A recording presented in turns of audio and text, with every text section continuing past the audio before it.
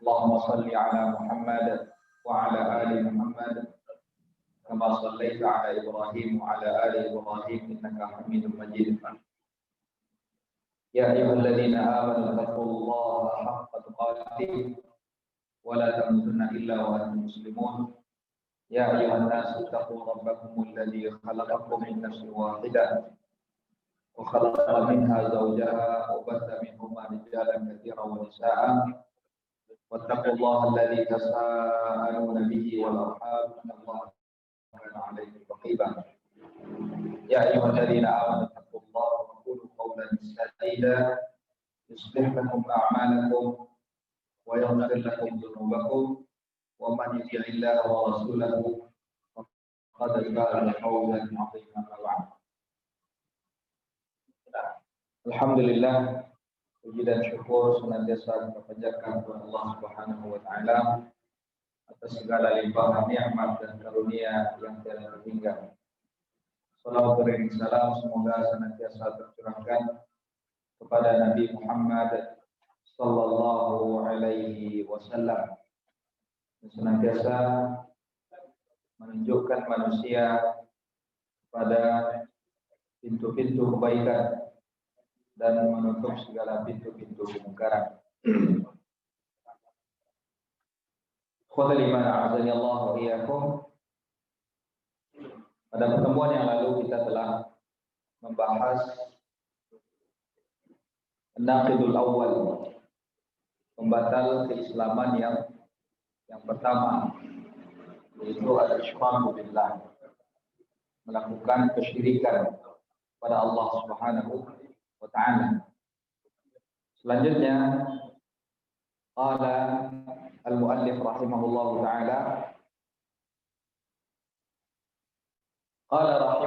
ta'ala wa man ja'ala bainahu wa bain Allah wasa'ita yad'uuhum wa yas'aluhum asy-syafa'ata wa yatawakkalu 'alaihim jemaah. Ini adalah artinya pembatal keislaman yang kedua. Setelah yang pertama beliau menyebutkan bahwa pembatal keislaman yang pertama adalah syirik. Ini yang kedua beliau mengatakan at-tsani, pembatal keislaman yang kedua adalah man yattakhidhu bainahu wa bain Allah wasa'id yad'uuhum wa yas'aluhum asy-syafa'ata wa yatawakkalu 'alaihim ka ijma'an. Siapa-siapa yang menjadikan perantara, penghubung antara dia dengan Allah SWT, yad'uuhum, dia berdoa kepadanya, wa yas'aluhum asy-syafa'ah, dan meminta kepadanya syafaat, dan bertawakal kepada mereka, maka mereka yang melakukan itu semuanya menjadikan perantara antara dia dengan Allah, dia berdoa meminta syafaat kepadanya, maka sungguh dia telah kafir ijma'an, secara ijma'. Tidak ada perselisihan di antara para ulama bahwa mereka yang menjadikan perantara antara dirinya dengan Allah, yang dia berdoa kepadanya, meminta syafaat kepadanya, maka dia telah kafir kepada Allah Subhanahu wa ta'ala. Ikhwatul iman azani Allah wa iyyakum.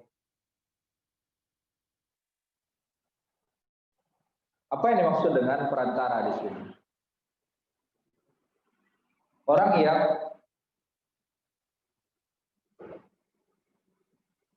yang melakukan atau membuat, meyakini harus ada perantara antara dia dengan Allah Subhanahu wa taala, maka harus ditanya terlebih dahulu, apa yang dimaksud dengan perantara? Kalau yang dimaksud perantara di sini adalah perantara dalam penyampaian risalah antara kita dengan Allah Subhanahu wa taala, benar. Kalau yang maksud perantara di sini adalah perantara di dalam penyampaian risalah antara kita dengan Allah, maka ini benar, memang harus ada perantara antara kita dengan Allah Subhanahu wa taala di dalam penyampaian risalah. Karena manusia tidaklah mungkin mendapatkan secara langsung syariat risalah dari Allah Subhanahu wa taala, melainkan harus melalui perantara siapa? Rasul Allah Subhanahu wa taala. Di dalam mengetahui syariat memang manusia butuh perantara antara dia dengan Allah Subhanahu wa taala. Sebagaimana dalam menyampaikan, ketika Allah Subhanahu wa taala menyampaikan syariat pun juga melalui perantara malaikat Jibril alaihissalam yang disampaikan kepada Rasulullah sallallahu alaihi wasallam. Kemudian Rasulullah menyampaikan hal tersebut kepada kita. Nah, ini adalah perantara yang benar. Karena memang manusia butuh kepada hal itu. Karena mereka tidak mungkin secara langsung mendapatkan syariat dari Allah Subhanahu wa taala. Justru yang mengingkari adanya perantara ini, yang meyakini bahwa manusia itu bisa secara langsung mendapatkan syariat dari Allah Subhanahu wa taala, maka dia justru telah terjatuh kepada kekufuran kepada Allah Subhanahu wa taala. Ini benar. Adapun yang kedua, yaitu perantara yang apabila diyakini oleh seorang hamba, maka dia terjatuh kepada kekufuran. Kalau yang pertama tadi adalah perantara yang sahih, yang benar, yaitu perantara dalam hal apa? Dalam mendapatkan risalah, dalam mendapatkan syariat. Ini benar. Seorang tidak mungkin mendapatkan syariat langsung dari Allah SWT, melainkan melalui perantara Rasul. Ini benar. Yang kedua adalah wasilah atau wasitah, perantara yang apabila dilakukan oleh seorang hamba maka dia terjatuh kepada kekufuran kepada Allah Subhanahu wa taala. Inilah yang dimaksudkan oleh Syekhul Islam Muhammad bin Abdul Wahab di dalam pembahasan yang kedua ini, itu pembatal keislaman yang kedua. Itu pembatal perantara yang apabila dilakukan oleh seorang hamba maka dia terjatuh kepada kekufuran. Ini beliau memberikan contoh, yaitu menjadikan perantara antara dirinya dengan Allah Subhanahu wa taala di dalam beribadah.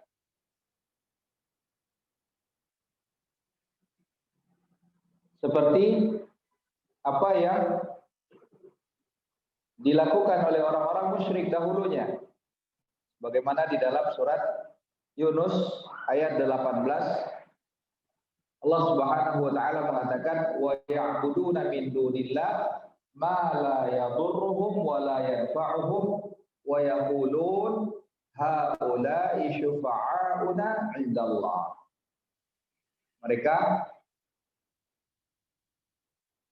menyembah kepada selain Allah SWT, mereka beribadah kepada sesuatu yang sama sekali tidak dapat menimpakan madarat bagi mereka, tidak pula dapat memberikan manfaat.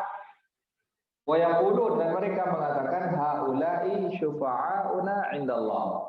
Mereka mengatakan bahwa mereka itu adalah pemberi syafaat kami di sisi Allah Subhanahu wa taala.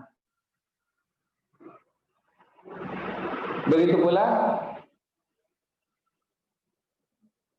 Allah Subhanahu wa taala dalam ayat tadi menyebutkan bahwa apa yang mereka lakukan itu adalah merupakan ibadah, karena Allah mengatakan wa ya'buduna min dunillah. Walaupun mereka mengatakan ma na'buduhum illa liyuqarribuna ila Allahi zulfa. Kami tidaklah menyembah mereka melainkan semata-mata untuk apa? Mendekatkan diri kami kepada Allah Subhanahu wa taala. Karena ada di antara manusia atau mereka beranggapan bahwa mereka adalah orang yang penuh dengan perbuatan dosa dan maksiat kepada Allah Subhanahu wa taala, sehingga mereka butuh adanya perantara antara diri mereka dengan Allah Subhanahu wa taala. Maka mereka mendatangi kuburan orang-orang yang mereka anggap sebagai wali Allah. Mereka datangi kuburan orang-orang saleh dengan tujuan untuk mendekatkan diri mereka kepada Allah Subhanahu wa taala. Maka ini adalah merupakan perantara yang kufrun. Perantara yang menjatuhkan seseorang kepada kufuran kepada Allah Subhanahu wa taala. Karena di dalam hal ibadah seseorang tidak membutuhkan perantara antara dia dengan Allah. Yang butuh perantara antara kita dengan Allah adalah di dalam menyampaikan risalah. Di dalam mendapatkan risalah. Ini yang memang butuh perantara. Tetapi di dalam menjalankan ibadah, melakukan ibadah, seorang hamba tidak membutuhkan perantara antara dia dengan Allah Subhanahu wa taala. Makanya Allah Subhanahu wa taala mengatakan wa qala rabbukum ud'uni astajib lakum. Dan Rabb kalian mengatakan ud'uni, berdoalah kalian kepadaku, astajib lakum. Aku akan kabulkan apa yang kalian inginkan. Allah mengatakan apa? Berdoalah kalian secara langsung, ud'uni. Allah juga mengatakan wa idza sa'alaka 'ibadi 'anni fa inni qarib. Apabila hambaku menanyakan kepada engkau tentang aku ya Muhammad, katakanlah fa inni qarib, sesungguhnya aku dekat. Ujibu da'watad da'i. Aku akan mengabulkan doa siapapun yang berdoa. Ini Allah perintahkan kita untuk berdoa secara langsung kepada Allah Subhanahu wa taala. Dan kita pun diperintahkan oleh Allah Subhanahu wa taala untuk meminta syafaat secara langsung kepada Allah Subhanahu wa taala. Karena sesungguhnya syafaat itu adalah milik Allah. Walillahi syafa'atu jami'an. Hanya milik Allah Subhanahu wa taala lah syafaat itu semuanya. Syafaat itu apa artinya? Syafaat itu dari kata asy-syaf'u wal fajri wa layalin 'ashri wa syaf'i wal watri. Apa makna syafa'? Asy-syafa' artinya adalah pasangan. Al-watr ganjil. Kalau asy-syafa' yang genap. Apa kaitan antara makna asy-syafa' secara bahasa dengan syafaat? Asy-syafa'ah di sini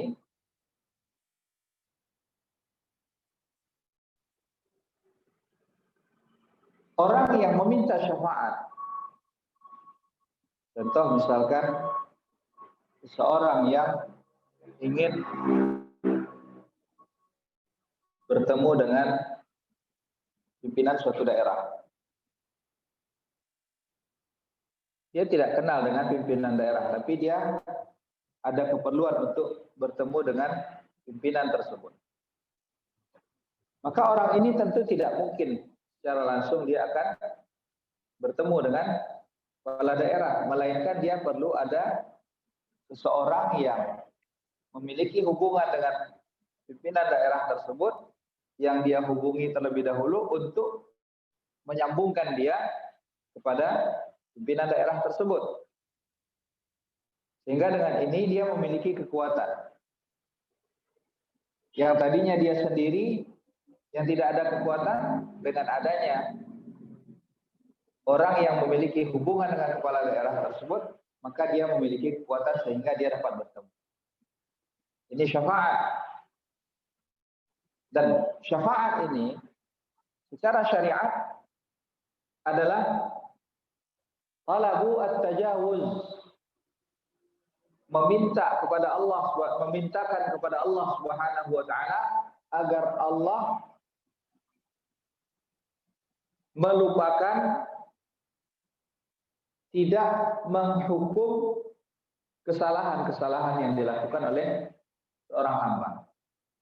Jadi memintakan kepada Allah agar Allah memaafkan, agar Allah tidak menghukumi seorang hamba atas dosa yang dia lakukan. Dan syafaat ini ada bermacam-macam. Di antaranya adalah syafaatnya Rasulullah Sallallahu Alaihi Wasallam. Syafaat ada dua macam jenisnya. Yang pertama adalah syafaat yang musbatah, syafaat yang ditetapkan secara syariat, dibenarkan secara syariat. Yang kedua adalah syafaat yang manfiyah, syafaat yang tidak dibenarkan secara syariat. Jadi syafaat ada dua macam. Yang pertama adalah syafaat yang musbatah, yang ditetapkan dan dibenarkan oleh syariat. Dan yang kedua adalah syafaat yang manfiyah, yang tidak dibenarkan oleh syariat. Di antara syafaat yang dibenarkan oleh syariat, di antaranya adalah syafaatnya Rasulullah Sallallahu Alaihi Wasallam. Dan syafaatnya Rasulullah Sallallahu Alaihi Wasallam ini juga ada berbagai macam jenisnya. Yang pertama adalah disebut dengan asy-syafa'atul uzma. Asy-syafa'ah al-uzma. Syafaat yang paling besar, yang paling agung, yang dimiliki oleh Rasulullah Sallallahu Alaihi Wasallam. Apa itu asy-syafa'atul uzma? Asy-syafa'atul uzma adalah syafaat yang dimiliki oleh Rasulullah Sallallahu Alaihi Wasallam, di mana manusia mendatangi Rasulullah Sallallahu Alaihi Wasallam di hari pengadilan nantinya, dan mereka meminta kepada Rasulullah untuk memohon kepada Allah agar memulai pengadilan manusia. Jadi ketika manusia dikumpulkan oleh Allah Subhanahu wa taala, setelah sekian lamanya penantian mereka dan kesusahan yang mereka rasakan saat itu, maka mereka pun mendatangi Nabi Adam alaihissalam untuk memohon kepada Allah agar Allah memulai pengadilan manusia. Namun Nabi Adam merasa tidak mampu untuk melakukan hal tersebut. Beliau merasa malu kepada Allah karena kesalahan yang telah beliau perbuat. Kemudian datanglah mereka manusia ini kepada Nabi Nuh alaihissalam. Begitu pula halnya Nabi Nuh. Sebagaimana Nabi Adam malu, Nabi Nuh pun juga merasa malu, tidak layak untuk meminta kepada Allah SWT. Lantas datanglah mereka kepada Nabi Ibrahim alaihissalam. Begitu pula Nabi Ibrahim juga merasa malu kepada Allah, merasa tidak mampu untuk meminta syafaat tersebut. Datanglah mereka kepada Nabi Musa alaihissalam. Begitu pula halnya dengan Nabi Musa alaihissalam. Hingga pada akhirnya manusia pun akhirnya mendatangi Nabi Muhammad sallallahu alaihi wasallam. Yang kemudian Rasulullah sallallahu alaihi wasallam menjelaskan ana laha. Itu adalah bahagianku. Setelah itu apa yang dilakukan oleh Rasulullah sallallahu alaihi wasallam? Beliau bersujud di bawah arsy Allah Subhanahu wa taala. Hingga kemudian Allah mengatakan, ya Muhammad, irfa' ra'sak, sal tu'ta, washfa' tushaffa'. Wahai Muhammad, angkatlah kepalamu, mintalah engkau akan diberikan. berikanlah syafaat, engkau akan diizinkan untuk memberikan syafaat. Inilah yang dimaksud dengan asy-syafa'atul uzma. Ini pula lah yang dinamakan dengan maqaman mahmuda, yang senantiasa kita mintakan kepada Allah SWT. Allahumma rabb hadhihi ad-da'wati at-tammah was-salatil qa'imah ati Muhammadan al-wasilata wal fadilah wab'athu maqaman mahmudan alladhi wa'adtah. Ini yang disebut dengan maqam al-mahmud, kedudukan yang mahmud, yang terpuji. Karena kenapa? Yahmaduhu al-awwalun wal akhirun. Dengan apa yang dilakukan oleh Nabi Muhammad SAW tersebut, mereka dipuji oleh umat-umat terdahulu dan umat-umat yang datang belakangan. Yang disebut dengan maqaman mahmuda. Nah, Nabi SAW menjelaskan bahwa di antara hal yang menyebabkan seorang itu mendapatkan syafaat dari Rasulullah SAW adalah ketika mereka memintakan kepada Allah Subhanahu wa taala al-wasilah. Bagaimana Rasulullah SAW menjelaskan, idza sami'tumul muadzin faqulu mithla ma yaqul. Apabila kalian mendengarkan muadzin mengumandangkan azan, maka ucapkanlah seperti apa yang diucapkan oleh muadzin. Ini hal yang menunjukkan bahwa di antara yang disunnahkan ketika azan berkumandang adalah kita diam dan mendengarkan muadzin. Setelah itu kita mengucapkan perkataan yang sama seperti yang diucapkan oleh muadzin. Nah, setelah itu kata Rasulullah SAW, "Tsumma salullaha liyal wasilah." Kemudian mintakanlah kepada Allah bagiku al-wasilah. Mintakan kepada Allah agar Allah memberikan kepada Rasulullah SAW al-wasilah. Karena kata Rasulullah, fa innaha manzilatun bil jannah la yanbaghi illa li ahadin min ibadillah. Karena sesungguhnya al-wasilah itu adalah satu kedudukan yang tinggi di dalam surga yang tidak akan Allah berikan kecuali hanya kepada seorang hamba Allah saja. Dan aku berharap akulah yang mendapatkan al-wasilah tersebut. Faman sa'alallaha liyal wasilah, maka siapa yang memintakan kepada Allah al-wasilah untuk diriku, halat lahu syafa'ati yaumal qiyamah, maka dia akan mendapatkan syafaatku pada hari kiamat. Ini keutamaan apa? Mendengarkan azan, kemudian menjawabnya dan membaca doa setelah azan. Ini syafaat beliau yang pertama, syafaatul uzma. Yang kedua, syafaat Rasulullah SAW bagi paman beliau, Abu Talib, agar Allah meringankan azabnya. Paman beliau Abu Talib kekal di dalam neraka. Namun Rasulullah SAW mintakan syafaat kepada Allah agar Allah memberikan keringanan azab bagi paman beliau ini. Dan Allah berikan. Sehingga beliau hanya apa? Dipakaikan sendal dari api. Akan tetapi membuat ubun-ubunnya menggelegak. Ini syafaat yang kedua.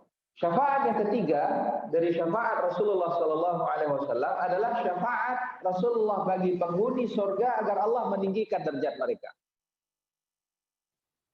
Syafaat Rasulullah SAW bagi penghuni surga agar Allah meninggikan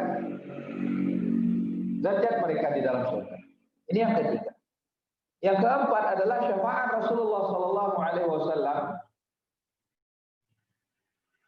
bagi orang-orang yang sebenarnya telah ditetapkan untuk masuk ke dalam neraka agar jangan sampai mereka masuk ke dalam neraka. Ini syafaat beliau yang keempat.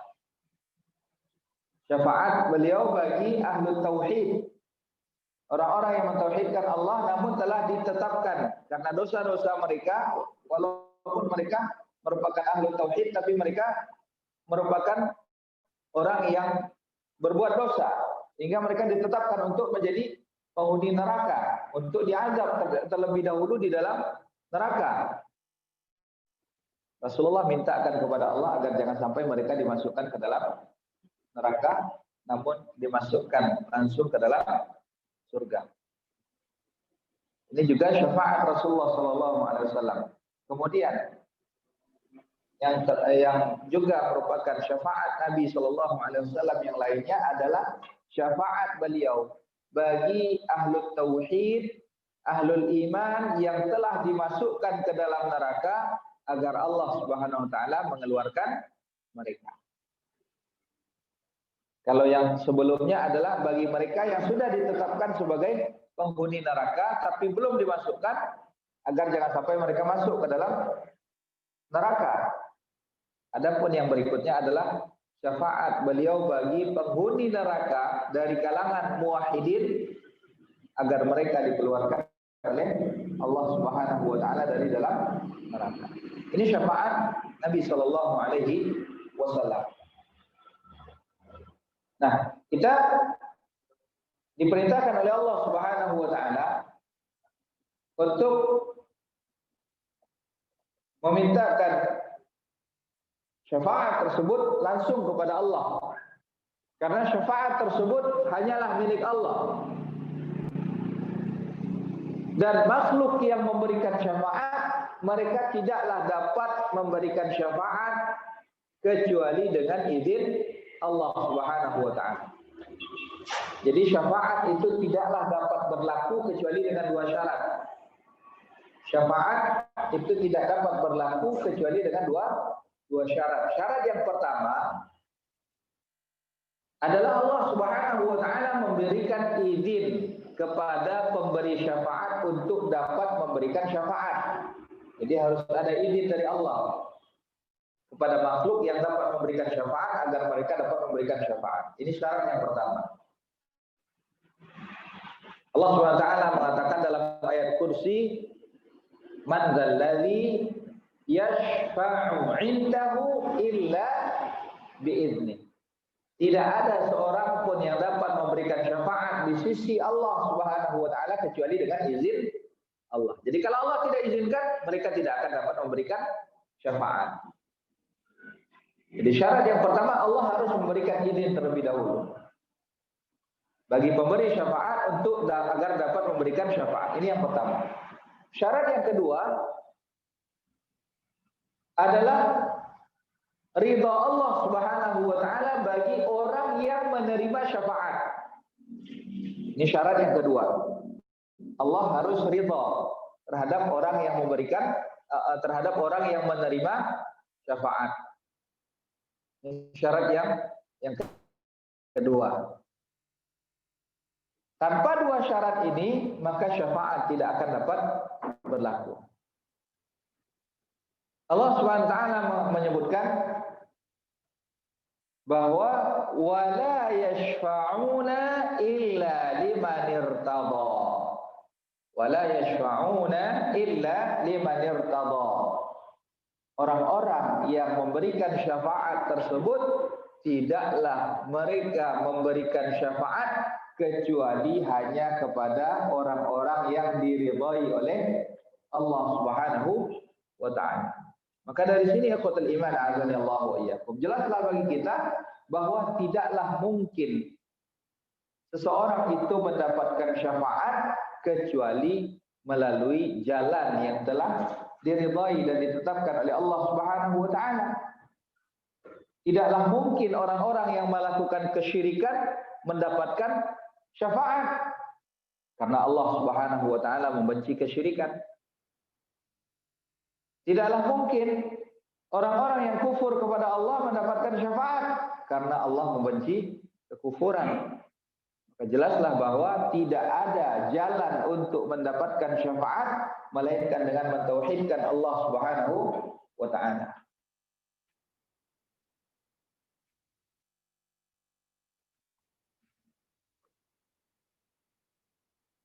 Ikhwatul iman azani Allah wa iyyakum. Tadi muallif rahimahullah taala menyebutkan bahwa di antara hal yang dapat membatalkan keislaman seseorang adalah menjadikan perantara antara dia dengan Allah dalam hal ibadah. Maka dalam beribadah kepada Allah Subhanahu wa taala kita tidak diperbolehkan untuk menjadikan perantara. Namun kita secara langsung beribadah kepada Allah Subhanahu wa taala. Kenapa? Kata Syekh Shalih Al-Fauzan hafizahullah taala, "Li'anna Allah lam ya'murna bi ittikhadil wasail fi ad-du'a wa talab asy-syafa'ah." Karena Allah sama sekali tidak memerintahkan kita untuk menjadikan perantara di dalam beribadah dan di dalam berdoa dan di dalam memintakan syafaat. Walaysa hadza sababun li ijabati ad-du'a bi an tawassata bainaka wa bain Allah salihan min as-salihin aw nabiyyan min al-anbiya. Dan ini kata beliau juga bukanlah atau menjadikan perantara antara kita dengan Allah di dalam berdoa, ini juga bukan merupakan sebab dikabulkannya doa.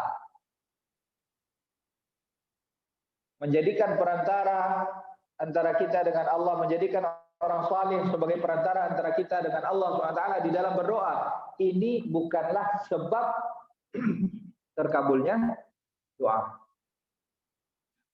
Dan Allah tidak merintahkan hal tersebut. Justru Allah Subhanahu wa taala kata beliau, "Wallahu amarna bi du'aihi." Allah justru perintahkan kita untuk berdoa secara langsung kepada Allah. Dan Rasulullah sallallahu alaihi wasallam pun telah menjelaskan sebab-sebab terkabulnya doa, adab-adab etika di dalam berdoa. Ini telah diajarkan oleh Rasulullah sallallahu alaihi wasallam. Di mana di antara adab dan etika di dalam berdoa agar doa kita dikabulkan oleh Allah SWT, sebelum kita berdoa hendaknya kita sanjungkan pujian-pujian kepada Allah Subhanahu wa taala. Kemudian bacalah salawat atas Rasulullah sallallahu alaihi wasallam. Ini di antara sebab terkabulnya doa. Makanya ketika melaksanakan salat jenazah, kan inti salat jenazah itu apa? Mendoakan orang yang meninggal. Itu intinya. Lihat, ketika pelaksanaan salat jenazah, setelah takbir pertama apa yang kita baca? Al-Fatihah. Setelah takbir kedua, salawat. Dalam Al-Fatihah adalah sanjungan terhadap Allah SWT. Kemudian bersalawat. Baru setelah itu kita mintakan kepada Allah, Allahumma ighfir lahu warhamhu wa'afihi wa'fu anhu wa akrim nuzulahu wa wasi' mudkhalahu wa ghsilhu bil ma'i wal thalji wal barad wa naqqihi min al khataaya kama yunqqa ath-thawb al abyad min ad-danas. Ini doa yang kita panjatkan kepada Allah untuk siapa? Untuk si mayit. Namun sebelum kita meminta, kita terlebih dahulu memuji Allah. Ini yang pertama, di antara adab etika ketika berdoa, hendaknya jangan meminta secara langsung, tapi dahulukan terlebih dahulu sanjungan pujian kepada Allah Subhanahu wa taala. Kemudian yang kedua, di antara etika adab di dalam berdoa, hendaknya seseorang berdoa tersebut dengan penuh keyakinan. Yakin bahwa Allah SWT akan kabulkan doanya. Ini diperintahkan oleh Rasulullah SAW. Ud'ullaha wa antum muqinunal ijabah. Berdoalah kalian kepada Allah dengan kondisi kalian benar-benar yakin Allah akan kabulkan doa kalian. Harus yakin. Fa inna Allah la yastajibu min qalbin ghafil. Karena sesungguhnya Allah tidak akan kabulkan dari suatu doa yang berasal dari hati yang lalai, hati yang dia tidak yakin kepada Allah SWT, masih ragu-ragu apakah doanya dikabulkan atau tidak. Jadi berdoa kepada Allah Subhanahu wa taala harus dengan penuh keyakinan bahwa Allah akan kabulkan doa kita. Kemudian yang ketiga, etika serta adab di dalam berdoa. Pada asalnya di dalam berdoa kita diajarkan untuk mengangkat tangan. Kecuali pada kondisi-kondisi yang di situ disebutkan bahwa Rasulullah Shallallahu Alaihi Wasallam berdoa, namun beliau tidak mengangkat tangannya. Maka saat itu kita tidak mengangkat tangan.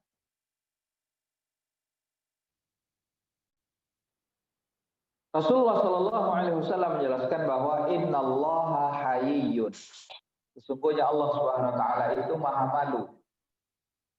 Yastahi min abdihi idza rafa'a yadayhi an yaruddahuma sifra.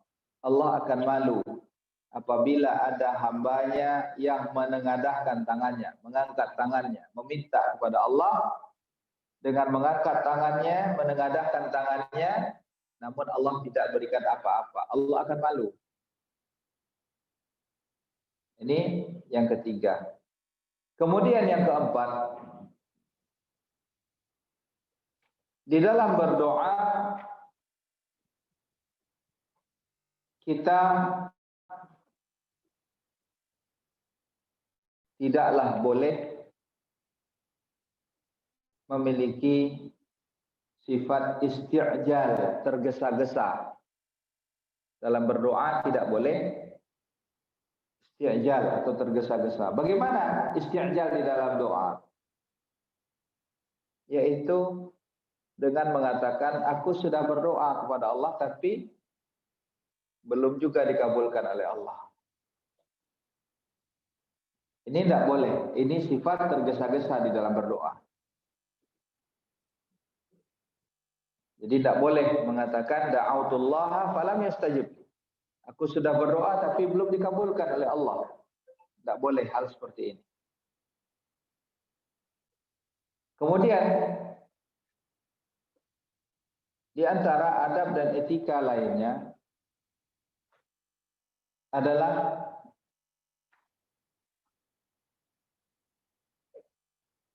memilih waktu-waktu ijabah atau tempat-tempat diijabahnya doa oleh Allah Subhanahu wa taala. Di antara waktu ijabatul doa seperti dalam kondisi safar, orang yang dalam perjalanan banyak-banyak berdoa kepada Allah, atau ketika turun hujan. Ini juga waktu-waktu ijabatul doa atau doa antara azan dengan iqamah. Ini juga waktu ijabatul doa. Atau dalam kondisi sujud. Ini juga merupakan kondisi atau tempat dikabulkannya doa. Aqrabu ma yakunul 'abdu min rabbih wa huwa sajid. Kondisi paling dekat seorang dengan Allah SWT itu adalah ketika dia sujud. Fa'akthiru fihi du'a, maka perbanyaklah doa saat itu.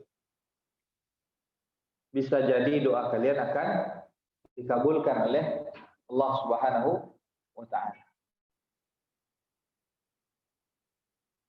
Nah, selain daripada itu, di antara hal lainnya yang harus kita perhatikan di dalam berdoa adalah menjauhi sebab-sebab terhalangnya dikabulkannya doa.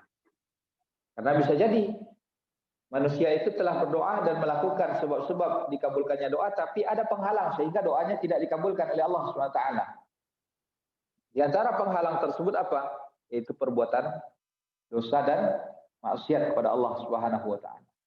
Bagaimana Rasulullah sallallahu alaihi wasallam beliau pernah menyebutkan ada seorang laki asy'ath aghbar panjang dalam kondisi lusuh, kemudian rambutnya penuh dengan debu, dia mengangkat tangannya ke langit, dia mengatakan ya Rabbi, akan tapi kata Rasulullah sallallahu alaihi wasallam wa ma'kaluhu haram wa mashrabuhu haram wa malbasuhu haram wa ghudhiya bil haram fa anna yustajabu lah. Makanan yang dia makan, minuman yang dia minum, pakaian yang dia pakai, itu semuanya adalah yang diharamkan oleh Allah atau diperoleh dengan cara yang diharamkan. Maka bagaimana Allah akan kabulkan doa orang seperti ini?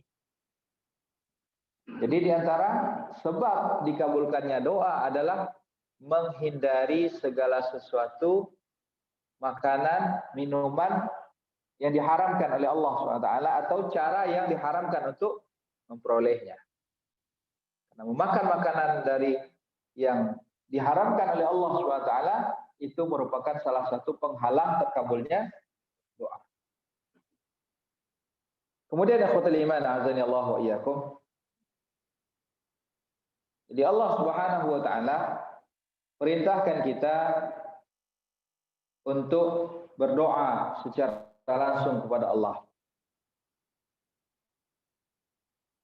Maka hendaknya kita meminta secara langsung kepada Allah Subhanahu wa taala.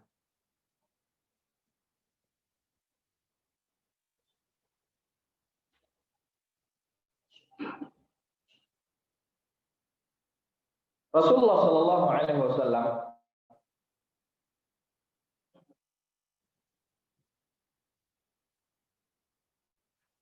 menyebutkan tentang orang-orang Yahudi dan orang-orang Nasrani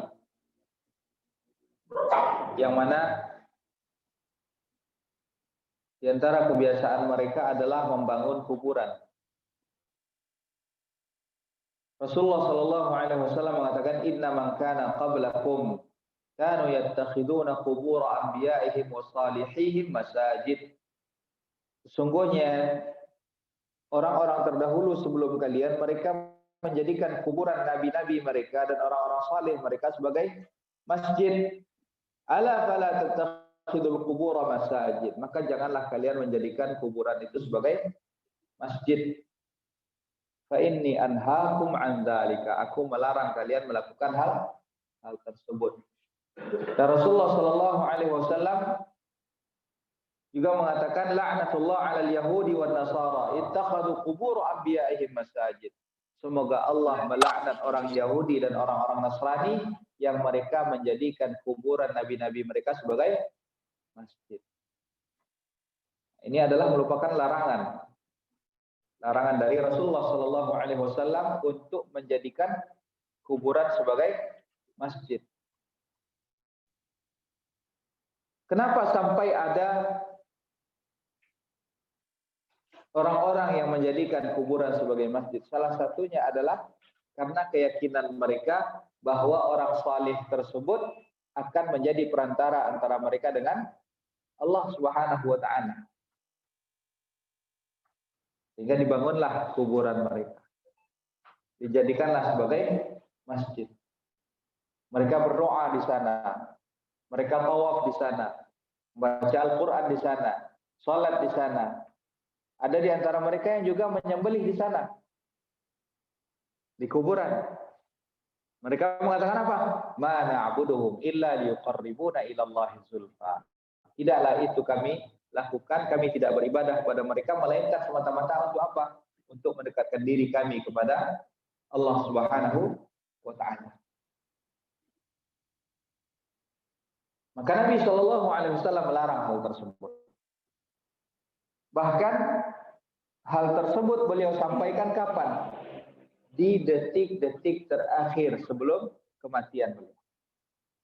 Sebelum beliau dipanggil oleh Allah Subhanahu wa taala. Dalam kondisi tersebut beliau masih memperingatkan umatnya untuk tidak menjadikan kuburan sebagai masjid.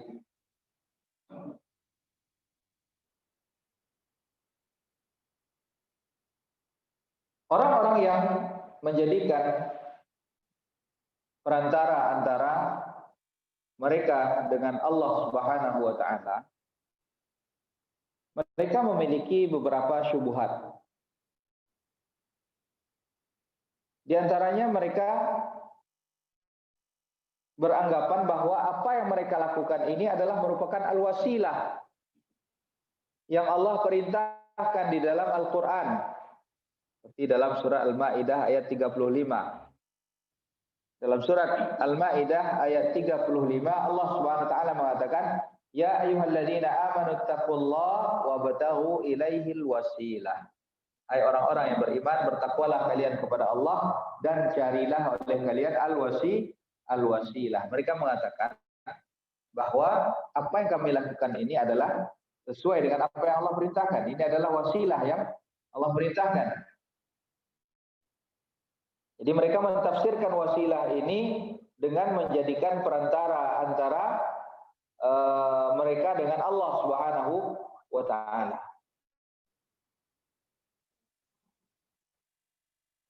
Akan tetapi penafsiran mereka ini adalah merupakan penafsiran yang salah.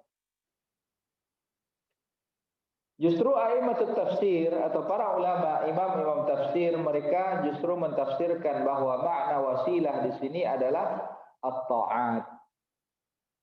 Segala macam bentuk ketaatan. Jadi firman Allah Subhanahu wa taala, "Ya ayyuhalladzina amanu taqullaha wabtaghu ilaihil wasilah."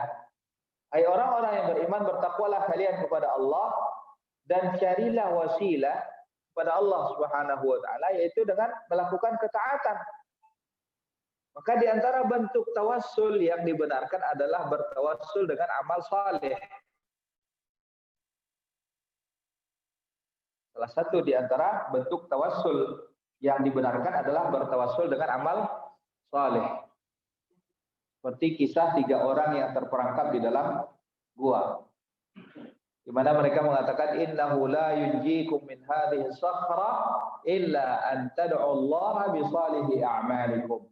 Sesungguhnya tidak akan ada yang dapat menyelamatkan kalian dari batu besar yang menutup pintu gua ini kecuali apabila kalian berdoa kepada Allah dengan amal saleh yang pernah kalian lakukan. Maka mereka pun masing-masing berdoa dengan amal saleh yang mereka perbuat.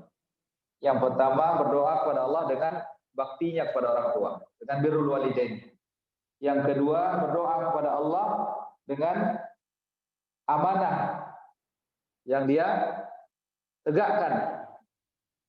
Dia seorang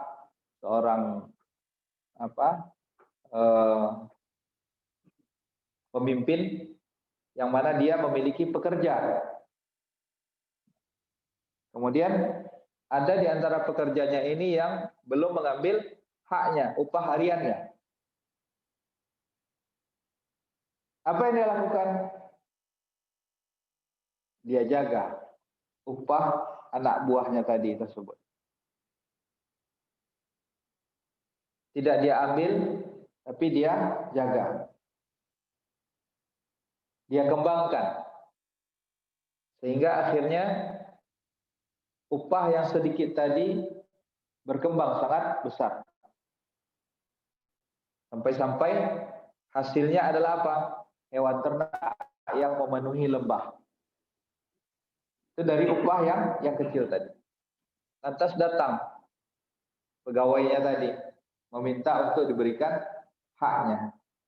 Lantas dia katakan, seluruh yang kau lihat ini adalah merupakan hak. Ini adalah gajimu yang dahulu. Lantas kemudian dia mengambil semuanya tanpa sedikit pun dia sisakan. Yang kedua. Yang ketiga adalah dia yang menjaga kehormatannya. Hampir dia terjatuh ke dalam perbuatan zina, namun rasa takutnya kepada Allah membuat dia meninggalkan perbuatan tersebut. Setelah masing-masing berdoa kepada Allah dengan amal saleh yang mereka lakukan tersebut, Allah pun membukakan pintu gua dari himpitan batu yang besar tadi. Ini salah satu macam jenis tawassul yang disyariatkan. Itu bertawassul dengan amal saleh. Dan inilah yang ditafsirkan oleh ulama tafsir terkait dengan kata wasilah di sini. Itu bertawassul kepada Allah dengan amal saleh, bukan menjadikan perantara dari kalangan makhluk. Bukan menjadikan perantara antara kita dengan Allah SWT dari kalangan makhluk.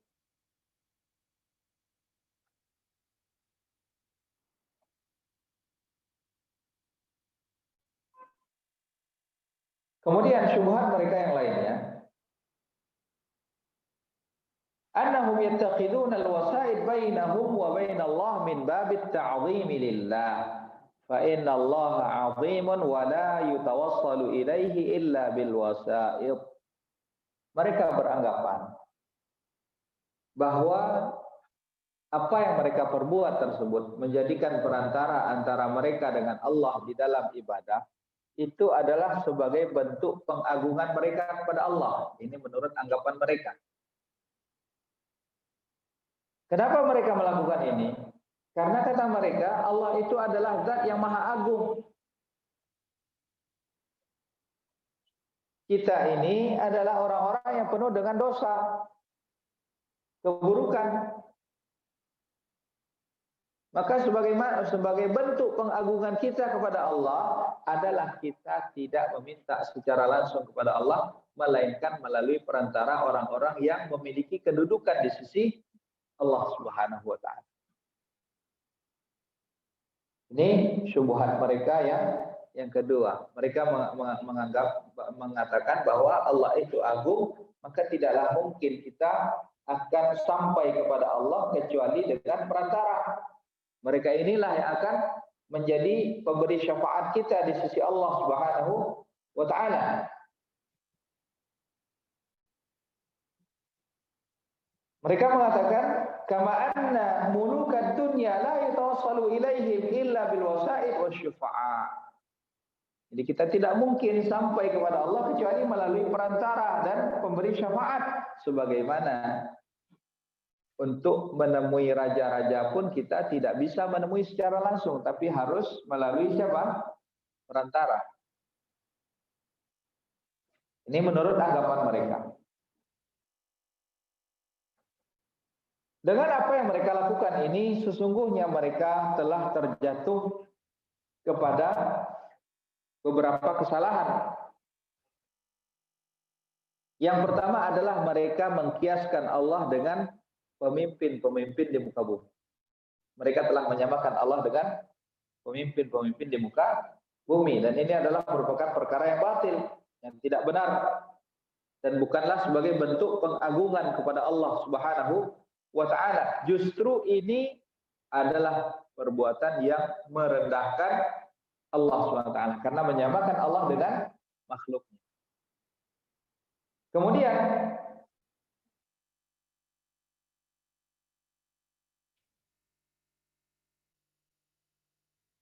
ini juga merupakan pengkiasan yang tidak benar. Karena kenapa? Karena para pemimpin di dunia, raja-raja yang ada di dunia, mereka butuh kepada orang-orang yang memberikan syafaat tersebut. Karena memang mereka tidak mengetahui bagaimana kondisi orang yang akan mendapatkan syafaat. Mereka tidak tahu bagaimana kondisi orang yang akan menemuinya. Sehingga butuh orang untuk memberikan rekomendasi. Jangan-jangan nanti yang akan menemui dia ini justru orang yang ingin memberikan madarat, bahaya bagi dirinya, yang justru akan mengancam dirinya. Sehingga perlu kehati-hatian dia di sini. Tapi tidak demikian dengan Allah Subhanahu wa ta'ala. Allah Maha mengetahui, tidak ada yang tersembunyi dari Allah SWT, dan Allah tidak membutuhkan perlindungan dari makhluknya. Berbeda hanya dengan raja-raja di dunia.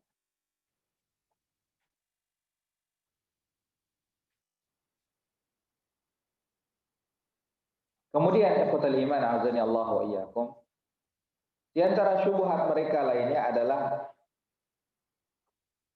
bahwa perantara tersebut yang kami jadikan perantara tersebut adalah orang-orang saleh, yang mana mereka itu memiliki kedudukan di sisi Allah Subhanahu wa taala. Maka kami meminta kepada Allah melalui mereka. Karena kami adalah orang yang penuh dengan maksiat dan dosa, dan mereka adalah orang-orang saleh, mereka memiliki kedudukan di sisi Allah, maka kami meminta kepada Allah melalui mereka. Ini juga anggapan mereka. Namun kita katakan bahwa salahul akharin wa amalul akharin laisa laka fihi istihqaq. Kesalihan seseorang, amal perbuatan yang dilakukan oleh seseorang itu sama sekali tidak memiliki pengaruh apa-apa untuk dirimu selama engkau tidak melakukan ketaatan kepada Allah SWT. Lihatlah bagaimana Rasulullah SAW sebelumnya Allah Subhanahu wa taala mengatakan dalam surat Al-Infitar ayat 19, Allah mengatakan apa? Yauma la tamliku nafsun li nafsin syai'a. Pada hari di mana seseorang, suatu jiwa itu tidak memiliki kuasa apa-apa atas jiwa yang lainnya. Dan Rasulullah sallallahu alaihi wasallam, Allah Subhanahu wa taala juga mengatakan yauma yafirrul mar'u min akhihi wa ummihi wa abihi wa sahibatihi wa banihi likulli imri'in minhum yauma idzin sya'nun yughni. Masing-masing kata Allah pada hari itu memiliki urusan sendiri-sendiri. Dan Rasulullah sallallahu alaihi wasallam berkata kepada putri beliau, Fatimah, "Ya Fatimah, salini min mali ma syi'ti la ughni 'anki min Allahi syai'a." Wahai Fatimah, mintalah harta apapun yang aku miliki, silakan engkau minta. Tapi ketahuilah, la ughni 'anki min Allahi syai'a. Sungguh aku tidak memiliki pengaruh apapun yang dapat menyelamatkanmu nantinya di sisi Allah Subhanahu wa taala. Jadi kalaupun orang saleh memang dia memiliki kedudukan di sisi Allah Subhanahu wa taala, tapi kalau kita tidak berupaya untuk memperbaiki diri kita, maka kesalehan orang tersebut tidak akan bermanfaat apa-apa. Walaupun orang tua kita adalah orang saleh, tapi itu tidak akan bermanfaat apa-apa bagi diri kita. Lihat bagaimana Nabi Nuh alaihi salam adalah seorang nabi, rasul utusan Allah SWT, tapi anaknya ditenggelamkan oleh Allah. Lihatlah bagaimana Nabi Lut alaihi salam, seorang nabi, tapi istrinya dibinasakan oleh Allah SWT. Lihat bagaimana istrinya Fir'aun, wanita yang saleh, tapi Allah tenggelamkan suaminya Fir'aun. Jadi kesolehan seseorang itu tidak memberikan pengaruh apa-apa bagi orang lain selama dia tidak mendekatkan dirinya kepada Allah Subhanahu wa taala. Maka di sini ikhwatul iman azani Allah wa iyyakum, Allah Subhanahu wa taala juga mengatakan tilka ummatun qad khalat laha ma kasabat wa lakum ma kasabtum. Mereka itu adalah umat-umat yang telah mendahului kalian. Laha ma kasabat, bagi mereka apa yang telah mereka perbuat, wa lakum ma kasabtum, dan bagi kalian apa yang kalian perbuat. Wala tus'aluna amma kanu ya'malun, dan kalian pun tidak akan dipertanyakan oleh Allah SWT atas apa yang telah mereka perbuat. Karena masing-masing itu akan mempertanggungjawabkan amal perbuatan masing-masing.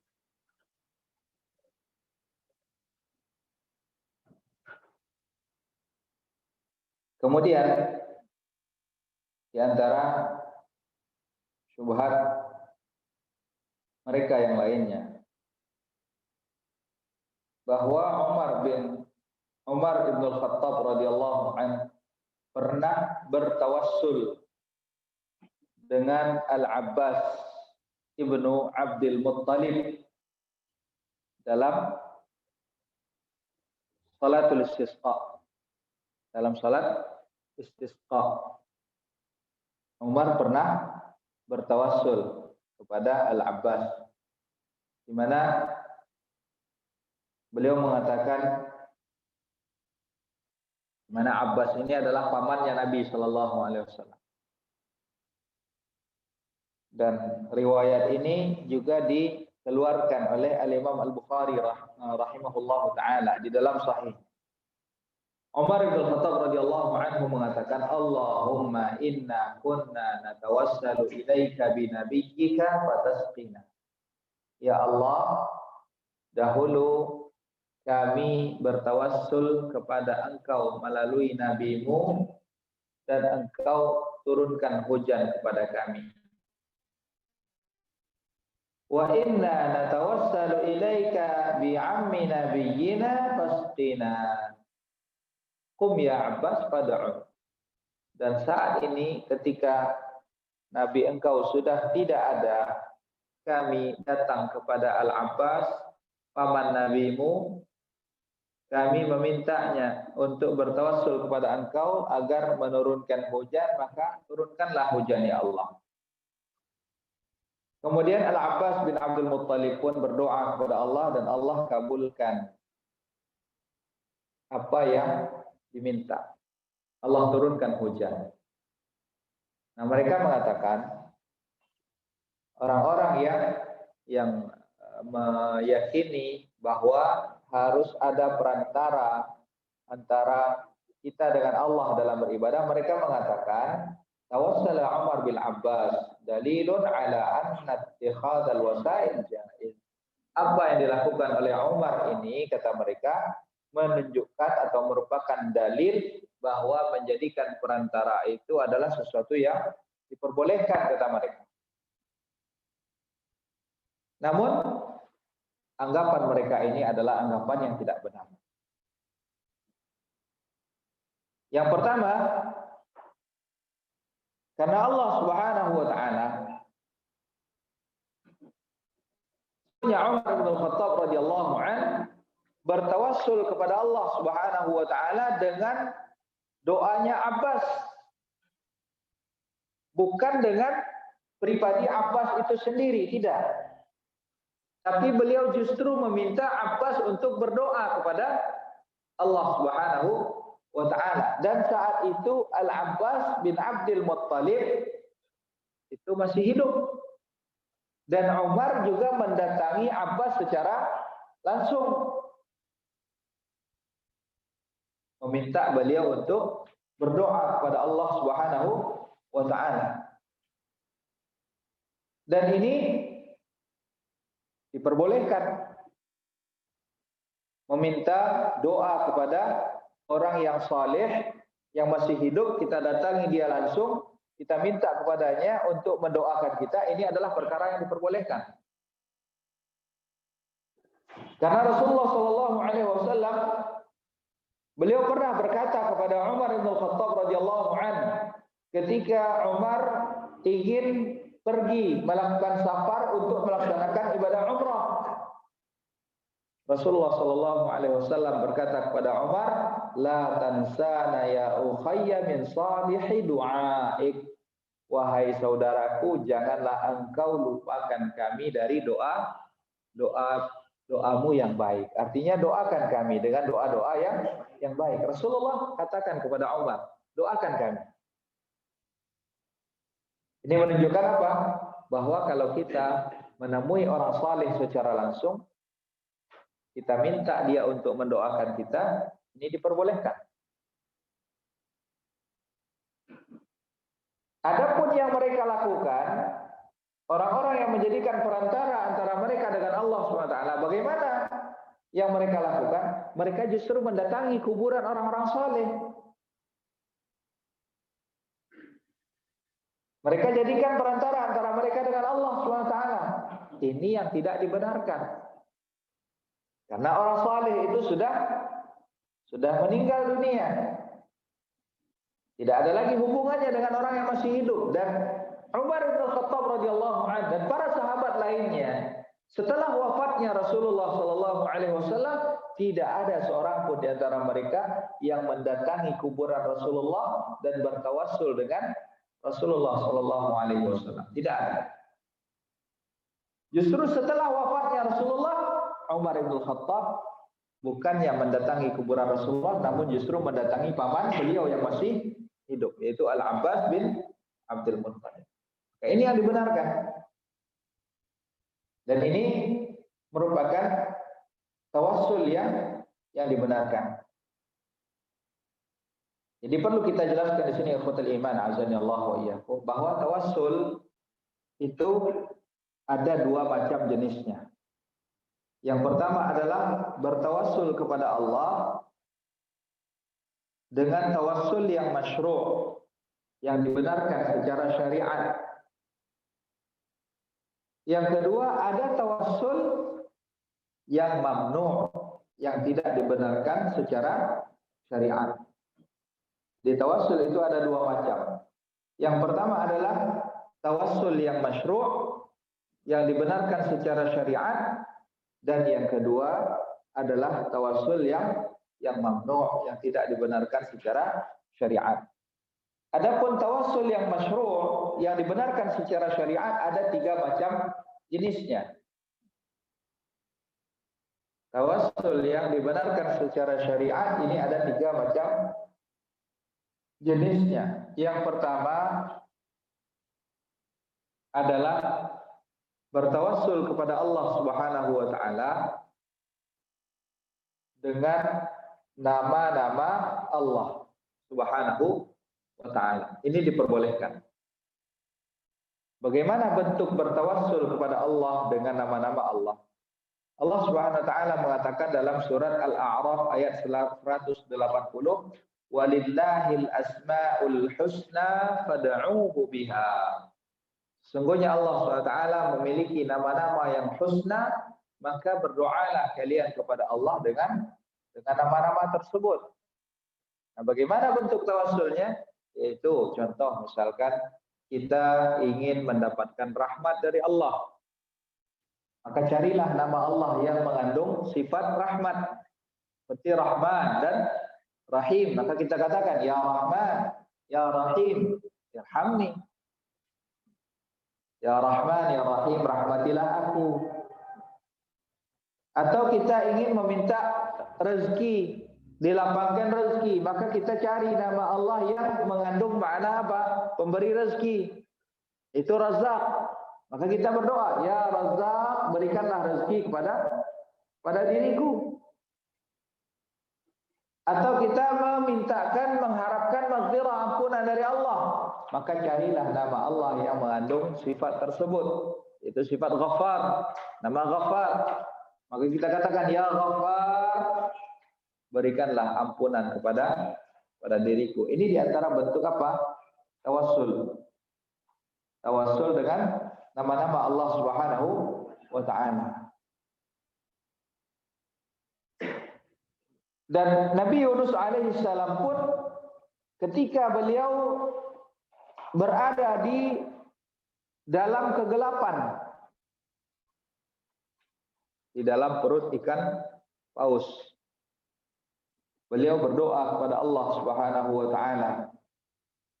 Fanada fil dhulumati alla ilaha illa anta subhanaka inni kuntu minadh dhalimin.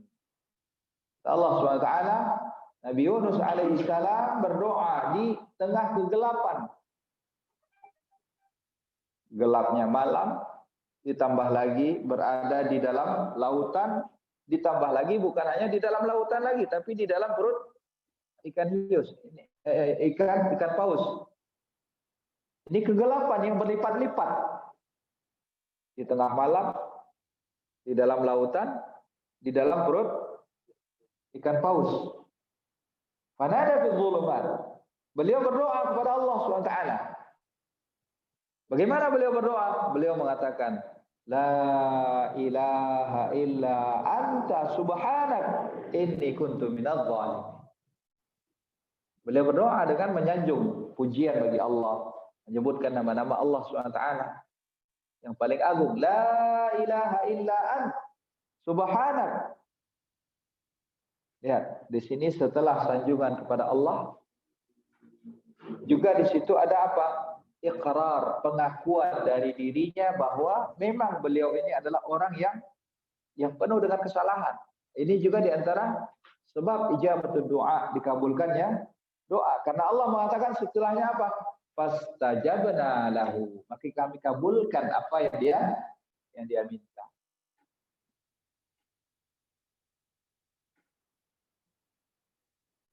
Kemudian yang kedua, di antara jenis tawassul yang dibenarkan secara syariat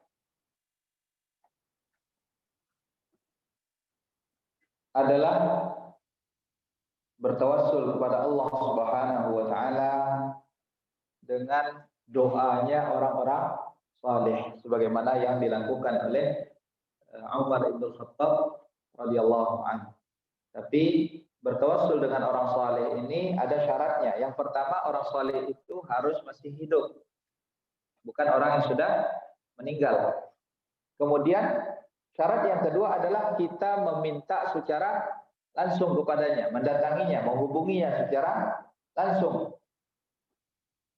Syarat yang ketiga adalah apa yang kita mintakan tersebut haruslah dalam batas kemampuan. Jika demikian, maka boleh bagi kita untuk meminta kepada orang saleh tersebut untuk didoakan. Kemudian yang ketiga, tawassul yang ketiga yang juga termasuk ke dalam kategori tawassul yang dibenarkan secara syariat adalah bertawassul kepada Allah Subhanahu wa taala dengan amal saleh yang kita lakukan. Seperti yang telah kita sebutkan contohnya tadi, kisah 3 orang yang terperangkap di dalam gua, kemudian mereka bertawassul kepada Allah dengan amal saleh yang mereka lakukan.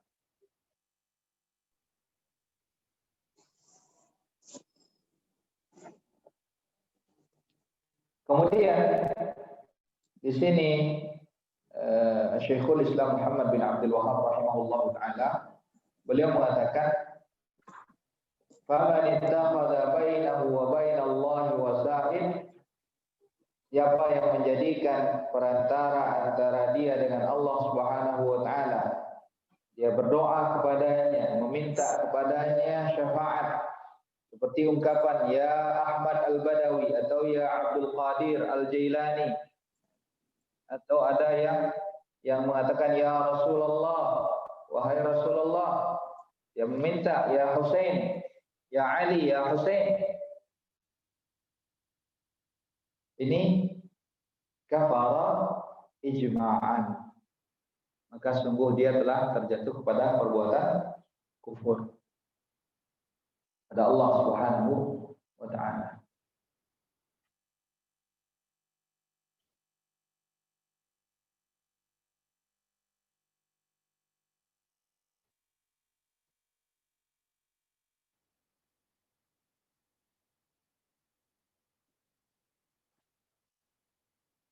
Khotul iman azanallahu wa iyyakum. Di antara syubhat mereka lainnya, orang-orang yang menjadikan perantara antara mereka dengan Allah SWT di dalam beribadah. Mereka mengatakan bahwa orang-orang musyrik dahulunya mereka berdoa kepada patung-patung.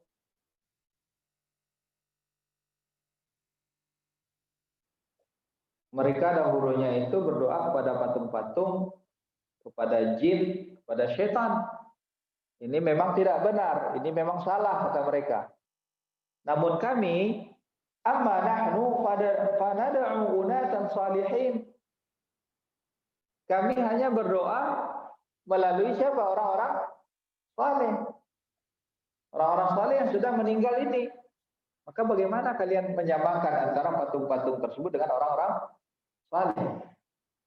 Ini syubhat mereka yang lainnya. Maka kita katakan kepada mereka, bahwa bukankah di dalam Al-Qur'an Allah Subhanahu wa taala menjelaskan bahwa orang-orang musyrik dahulunya juga mereka meminta syafaat dari para malaikat, dari orang-orang saleh. Bagaimana Allah SWT mengatakan dalam surat Yunus ayat 18, wa ya'buduna min dunillah ma la yadhurruhum wa la yanfa'uhum wa yaqulun haula'i syufa'auna 'inda Allah. Mereka mengatakan bahwa orang-orang yang kami ibadahi ini adalah mereka pemberi syafaat kami di sisi Allah Subhanahu wa taala.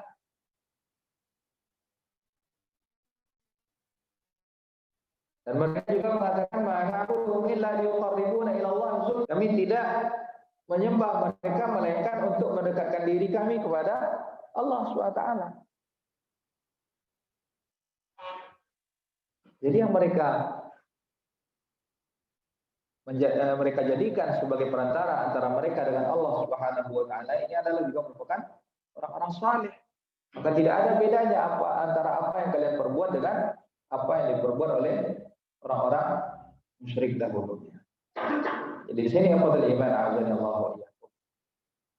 Muallif mengatakan di sini bahwa dalam beribadah kepada Allah Subhanahu wa taala kita tidak perlu menjadikan perantara antara kita dengan Allah. Kita justru diperintahkan oleh Allah SWT untuk beribadah secara langsung. Adapun perantara dalam menerima syariat, maka ini memang harus melalui perantara. Karena kita tidak mungkin mendapatkan syariat secara langsung dari Allah Subhanahu wa taala. Khotul iman azani Allah wa iyyakum, ini adalah an-naqid ats-tsani atau pembatal keislaman yang kedua, yaitu menjadikan perantara antara kita dengan Allah Subhanahu wa taala di dalam melakukan ibadah. Insyaallah taala pada pertemuan yang akan datang kita akan melanjutkan dengan pembatal keislaman yang ketiga. Selanjutnya kita buka kesempatan untuk tanya jawab. Mudah-mudahan apa yang kita sampaikan ini dapat bermanfaat. Wassallallahu ala Muhammad wa ala alihi wa sahbihi wasallam. Alhamdulillah.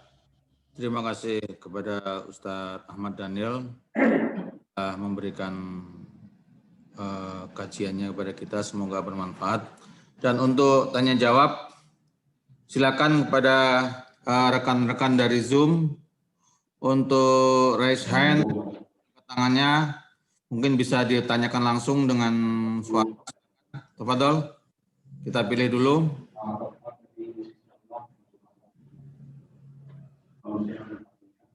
Belum ada? Belum ada, silakan dari audiens di lokasi, Ustaz.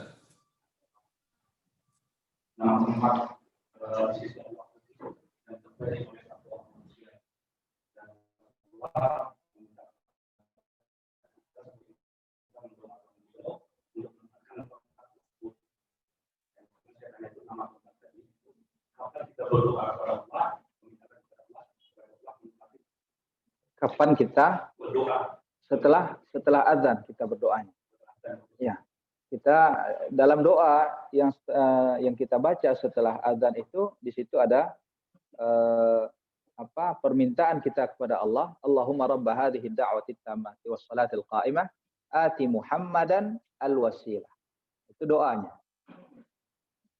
Jadi nomor 1 wasilah. Al-wasilah itu kata Rasulullah SAW adalah fa innaha manzilatun fil jannah. Kata Rasulullah, wasilah itu adalah satu kedudukan di surga. Fa innaha manzilatun fil jannah, itu adalah satu kedudukan di surga. La tanbaghi illa li ahadin min ibadi. Yang mana tempat kedudukan itu hanya Allah berikan kepada satu orang hamba Allah saja. Dan aku berharap akulah yang menempati posisi tersebut. Jadi wasilah itu adalah nama kedudukan di surga. Apa beda dengan jadi wasilah?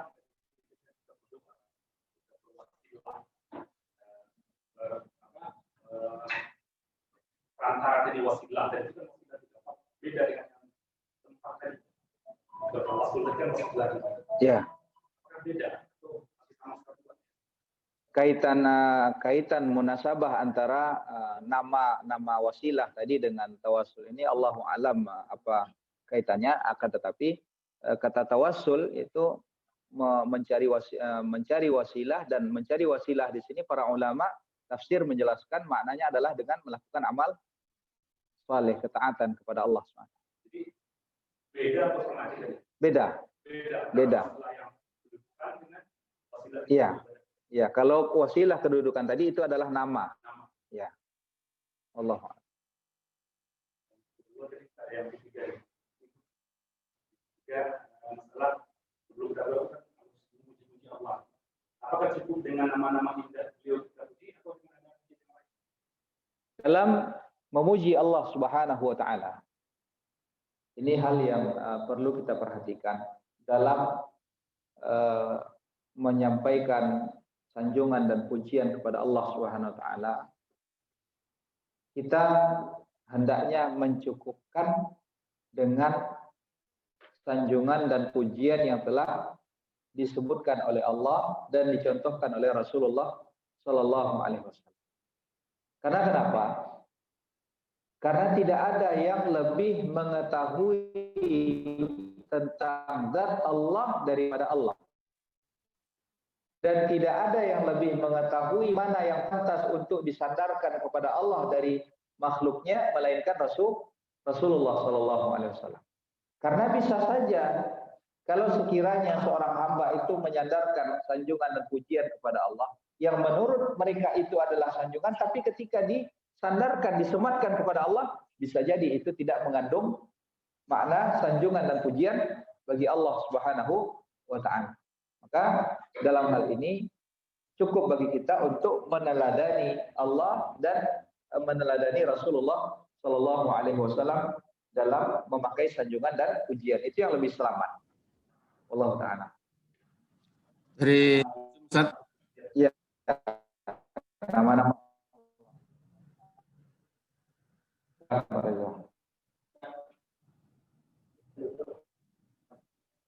Ya, Ustaz.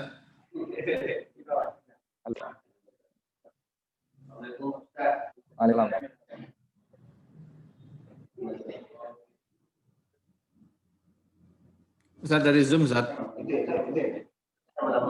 Silakan Pak Reza, silakan. Ya. Dari Ummu Aisyah, jika kita lihat kuburiyun, apakah memang sudah jelas mereka kafir karena mereka masih sholat, zakat, dan sebagainya? Syukran, jazakallah khair. Barakallahu fiikum. Ini ada satu pertanyaan. Kalau kita melihat orang-orang yang kuburiyun, artinya mereka yang sering melakukan ritual ziarah kuburan-kuburan wali, kemudian mereka berdoa di sana.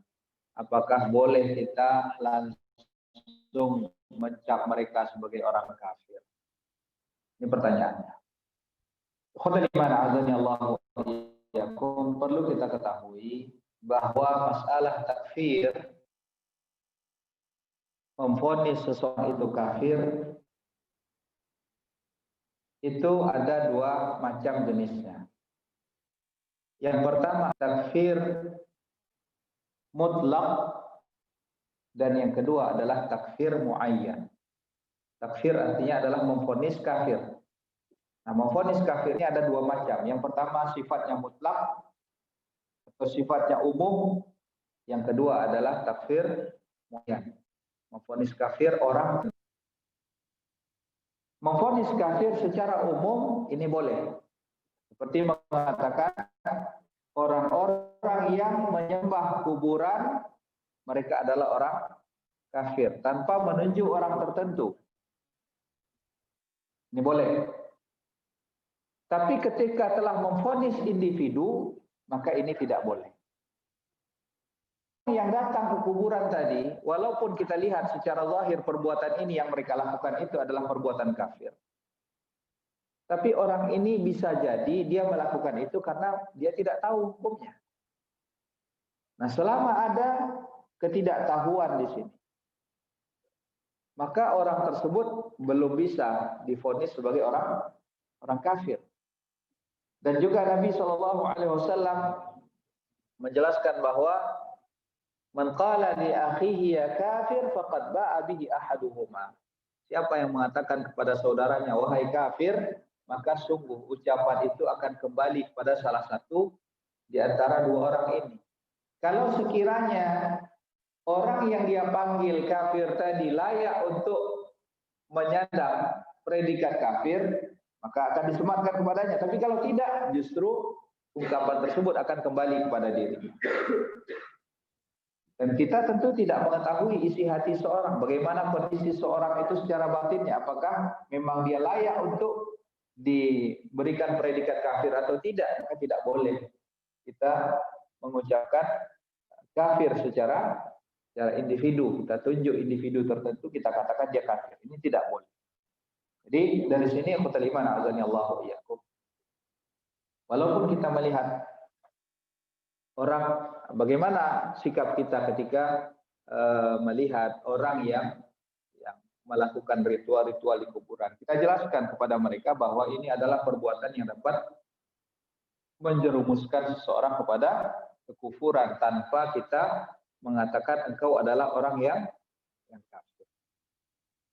Jadi kita jelaskan bahwa perbuatan ini adalah perbuatan yang menjerumuskan kepada kekufuran kepada Allah Subhanahu wa ta'ala. Kemudian, kenapa kita juga tidak boleh mengatakan atau memvonis dia adalah orang kafir?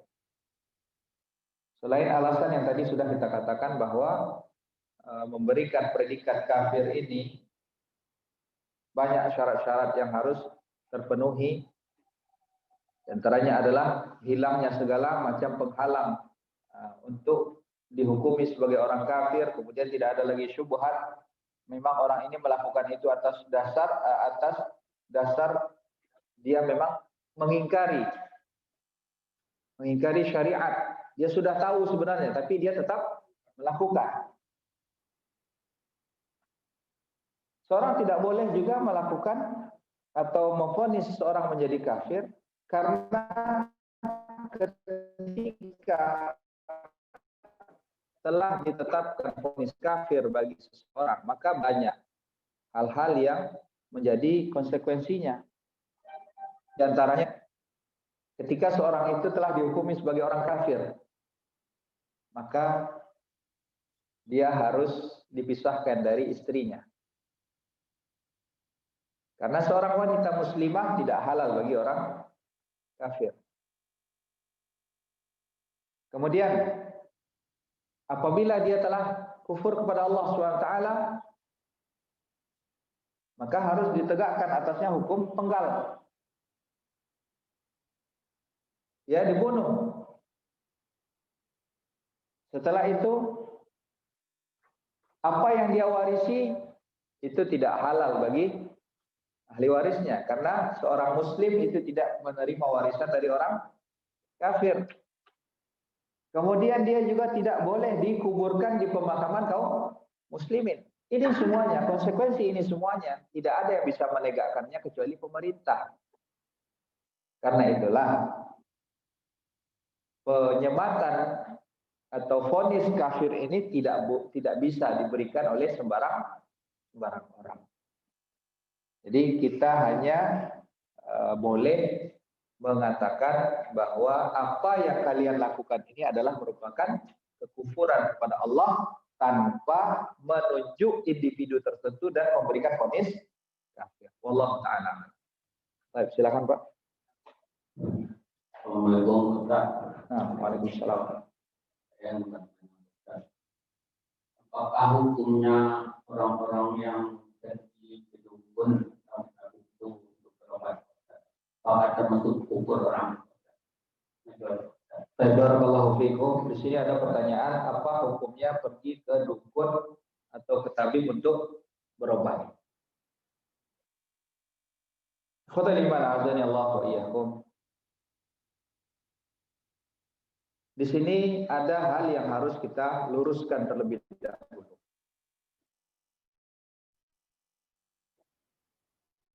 khususnya di sini penanganan dukun. Di sini orang yang membantu melahirkan pun juga disebut dukun beranak. Orang yang biasa maurui juga disebut dengan dukun juga. Jadi dari sebatas nama saja kita belum bisa menentukan hukumnya. Kalau sekiranya dukun yang mengobati tadi, dia mengobati dengan cara yang dibenarkan secara syariat. Contoh misalkan, dukun tadi hanya mengobati obat-obatan dari tumbuh-tumbuhan misalkan, yang memang secara ilmiah juga terbukti bahwa tumbuh-tumbuhan tersebut memiliki khasiat, tanpa dia membaca mantra-mantra yang tidak dipahami, tanpa kita harus membawa seserahan terlebih dahulu. Namun dia mengolah sendiri tanaman-tanaman obat yang dia miliki, dan itu yang diberikan kepada kita.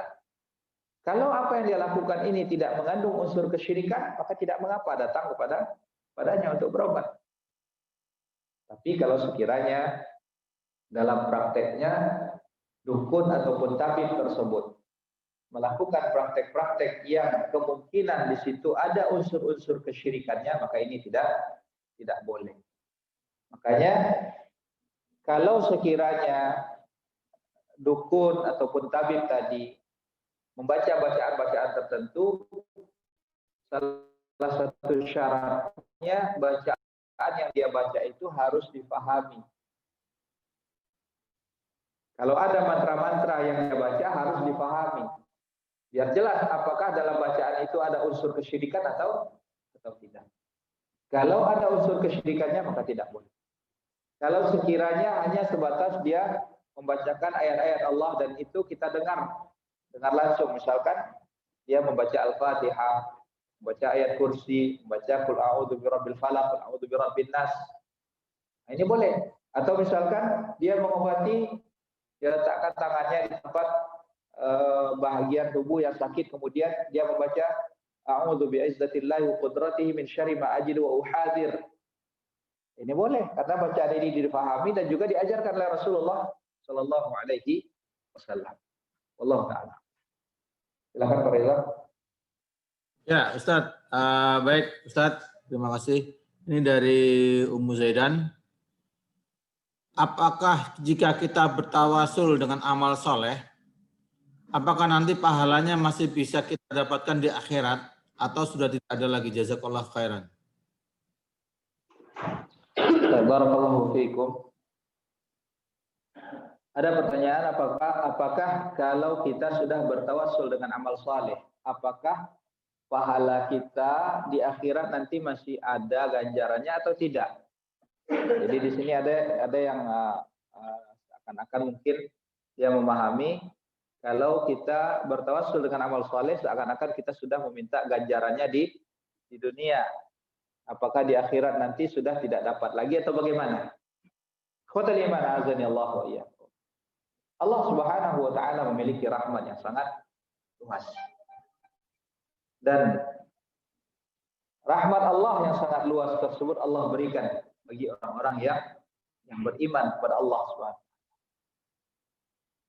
Dan amal saleh yang kita lakukan itu tidaklah sebanding dengan nilai surga yang dijanjikan oleh Allah Subhanahu wa taala. Dan seorang hamba,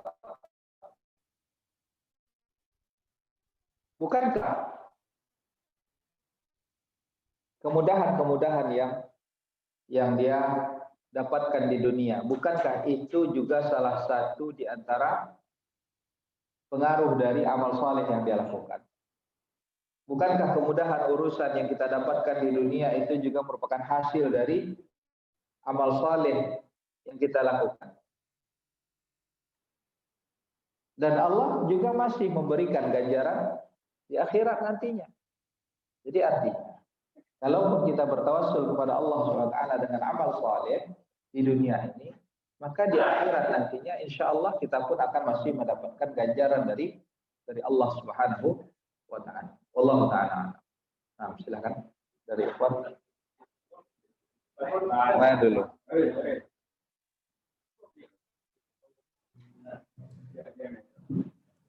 Silakan dari audiens di tempat Ustadz.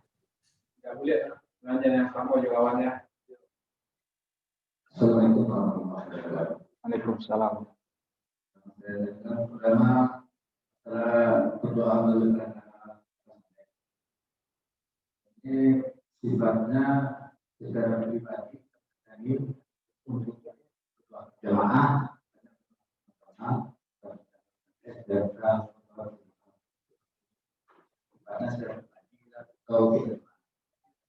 yang kedua mengenai harapnya kualitas leha sama kreatif. Mana dengan film tadi istri saya. Yang ketiga di kehidupan sehari-hari sering saya jumpai kita ada yang pakar meyan sebelum doa. Gimana itu? Barakallahu fiikum. Pertanyaan yang pertama tadi tentang mendatangi orang saleh tadi itu sifatnya pribadi. Jadi kita mendatangi dia, kemudian kita sampaikan kepadanya agar dia meminta doa kepada Allah SWT untuk kebaikan yang kita harapkan. Jadi bukan berdoa secara bersama-sama, namun secara pribadi kita datangi, kita meminta padanya untuk berdoa kepada Allah Subhanahu wa taala. Kemudian pertanyaan yang kedua tentang bahwa tadi wanita muslimah itu haram, tidak boleh tidak halal hukumnya bagi orang kafir. Bagaimana dengan Asia, istrinya Fir'aun? Khotul iman azani Allah wa iyyakum, bahwa di sini perlu kita ketahui bahwa syariat Rasulullah Sallallahu Alaihi Wasallam ini adalah merupakan syariat penutup, penyempurna dari syariat-syariat terdahulu. Jadi apa yang pada syariat terdahulu diperbolehkan belum tentu diperbolehkan pula di dalam syariatnya Rasulullah Sallallahu Alaihi Wasallam. Pada zaman dahulu, pada syariat terdahulu, boleh bentuk penghormatan itu dengan sujud. Seperti pada kisah Nabi Yusuf alaihissalam, bahwa beliau melihat di dalam mimpinya, beliau melihat ahada asyara kawkaba wa syamsa ra'aituhum li sajidin. Beliau melihat 11 bintang, kemudian matahari, aku lihat semuanya sujud kepadaku. Sehingga akhirnya Allah wujudkan mimpi beliau ini, di mana saudara-saudara beliau itu semuanya sujud ketika beliau mereka semuanya telah dipanggil ke Mesir. Pada syariat terdahulu dalam bentuk memuliakan boleh seorang sujud kepada manusia.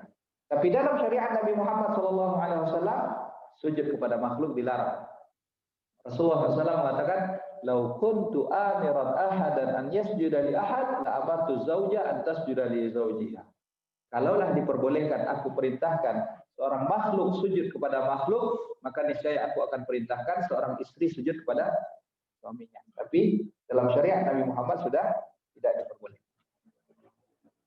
Jadi di sini ingin kita sampaikan bahwa ada kalanya pada syariat terdahulu diperbolehkan, namun sudah tidak diperbolehkan lagi pada syariat Nabi Muhammad Sallallahu Alaihi Wasallam. Jadi itu pula lah yang berlaku dalam masalah wanita salihah dengan orang kafir. Kemudian pertanyaan yang ketiga adalah berdoa dengan membakar menyan. Ini tidak ada tuntunannya dari Rasulullah SAW dan justru ini adalah merupakan kesyirikan. Karena Allah Subhanahu wa taala dalam surah Al-Jin menyebutkan bahwa annahu kana rijalun minal insi ya'uduna birijalin minal jinni fazaduhum rahaqa. Jadi jin itu biasanya banyak tipu daya yang dia lakukan. Dia lebih paham, lebih kenal tentang diri kita. Bukan karena mereka mengetahui perkara gaib, tidak. Karena mereka itu mengalir di seluruh urat darah kita. Kemanapun kita dia ikut selalu. Jadi dia sudah paham ini watak orang ini bagaimana. Nah, maka dia berupaya untuk menjerumuskan kepada kesyirikan. Nah, salah satu upayanya adalah dengan cara apa? Dengan cara menjadikan manusia itu hamba bagi dirinya. Tidak menghambakan kepada Allah, tapi justru menghambakan kepada dirinya. Maka dia buatlah aturan-aturan, kalau kalian ingin ini maka lakukan ini. Kadang-kadang ada yang minta buat kopi, rokok, ada nggak? Biasanya sebelum bulan Ramadan itu ada sebagian daerah itu yang di rumah itu biasanya menyediakan sesuatu yang dahulu disukai oleh orang yang sudah meninggal di rumah itu.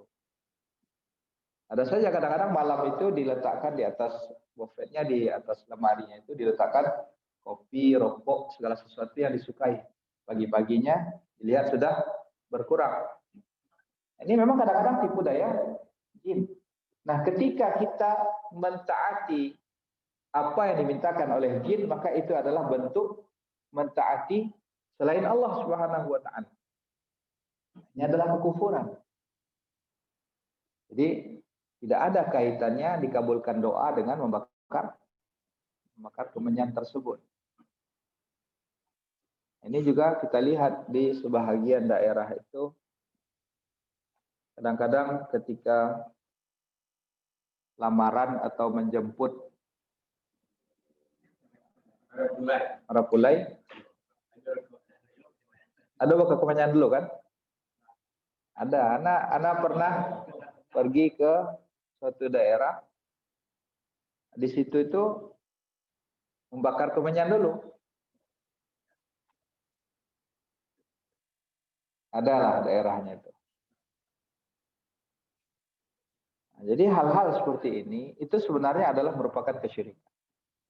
Syirikan kepada Allah Subhanahu wa taala. Wallahu taala. Silakan Pak Reza kalau masih ada. Kelihatannya dari sini sudah nggak ada, Ustadz. Silakan untuk yang di audiens. Terima kasih. Kalau di bawah sudah tidak ada lagi, mungkin kita cukupkan untuk kajian ini. Wassalamualaikum warahmatullahi wabarakatuh. Selanjutnya kalau yang di studio masih ada pertanyaan, kita buka pertanyaan untuk audiens yang ada di sini.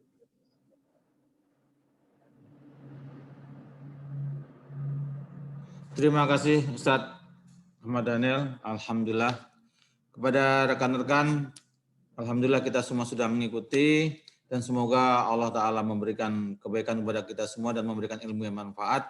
Demikian, semoga kita bisa bertemu kembali di tempat yang lebih baik lagi dan suasana yang lebih baik lagi. Dan akhirul kalam kami ucapkan subhanakallahumma wa bihamdika asyhadu an la ilaha illa anta astaghfiruka wa atubu ilaik. Wassalamualaikum warahmatullahi wabarakatuh.